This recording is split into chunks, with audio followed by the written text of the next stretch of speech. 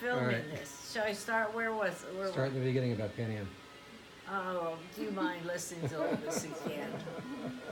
So I joined Pan Am, and my first flight was to Bermuda, and I was so happy to be in Bermuda, even though I threw up landing. I thought at least I'm not in Philadelphia.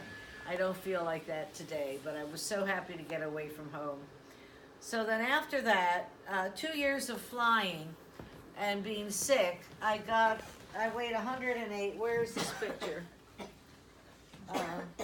Over here. Chris, can you hand it to me? Here's what you look like at 108. And Whoa. Which one? Right Here. there? Okay. And, Wait a minute, let's move this one here. oh, aren't you sweet? Look, I have some assistants. So You do. there I was, 108, and I thought passenger said you have pretty eyes, you should model. So I got a medical leave of absence from Pan Am, and thought if I don't work in 2 months, I'm going to quit modeling and go back to being a stewardess.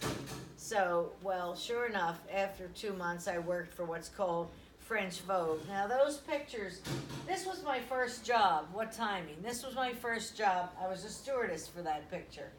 But you'll also see the French Vogue with the long hair falling down. You'll see them up there, too. So, around this time, I married Ron Mallory. He was what number was he? He's number 4 over here. And he was a wonderful sculptor, very talented. And I liked art. I was very into art. So my whole life revolved around it, actually. So now, but I was getting tired of Ron Mallory, and I'm at a discotheque at a party, and there's a woman, remember Diane Furstenberg? Well, she used to be a princess. So it was Princess Diane Furstenberg, and she gave it at Hippopotamus. And some man came up to ask me to dance, and he said, "Hi, I'm Claude Picasso, do you want to dance?" And I thought, oh, well, I heard the name, I'll dance, sure. So I fell in love on the dance floor with him. He was married to someone else, and so was I. So about 4 months later, I run into him on the street and say, "Hello, it's Mrs. Ronald Mallory." And he said, I know. And though I was divorced, I had identity problems early on.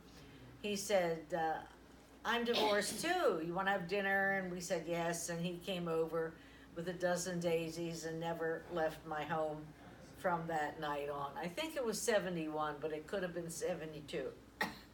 So now I was in love with Claude Picasso, divorced Ron Mallory. And now he was from a rich family, but he had no money, so I supported him. His mother was Françoise Gillot, who was Picasso's mistress. And Was that the Picasso family, the artist? yes. So I have to get his picture. I have to show you him. Number So 4, you said? no, he's number 5. You want to get me? Can you get me that? The number 5 is Claude. We went up a notch here. Here he is.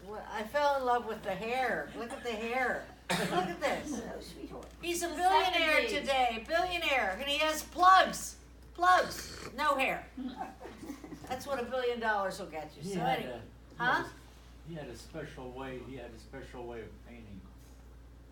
His father, not him. Oh, his father. Yeah. This is the son. Oh, that's what. That's the This is the son.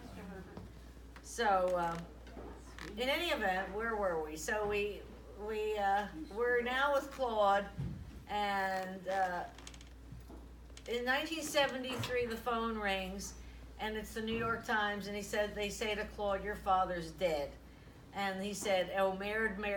What is that?" Murder. He won't say it. I'll say it. Shit. So that's what he said. The immortal words of Claude Picasso on the night of Picasso's death. So what did we do? 2 days later, we went off to Marseille to look for the body, to pay our respects. But his mother, Françoise Gillot, knew better not to go because he had married a woman, Picasso, named Jacqueline Roche. remember that she was a potter's daughter.